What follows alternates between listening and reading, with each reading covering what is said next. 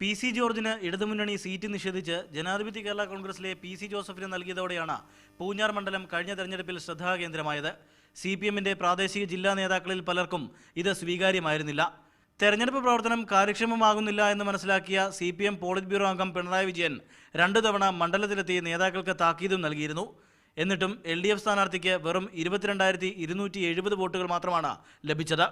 PC ജോർജിന് ലഭിച്ചത് 63,621 വോട്ടുകളും.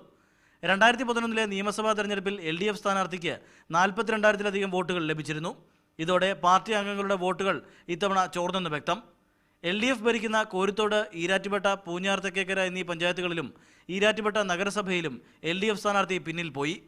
പൂഞ്ഞാറിലെ 161 ബൂത്തുകളിൽ 157 ഇടങ്ങളിലും ഇടതുമുന്നണിയുടെ സ്ഥാനാർത്ഥി പിന്തള്ളപ്പെട്ടു.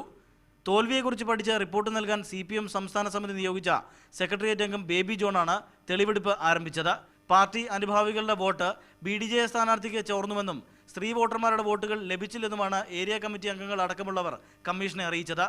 പോളിംഗ് പൂർത്തിയായ ദിവസവും 5000-ലധികം വോട്ടുകൾക്ക് LDF സ്ഥാനാർത്ഥി ജയിക്കുമെന്നാണ് CPM പ്രാദേശിക കമ്മിറ്റികൾ റിപ്പോർട്ട് നൽകിയത്. ഇതും കമ്മീഷൻ ഗൗരവത്തോടെ കാണുന്നു.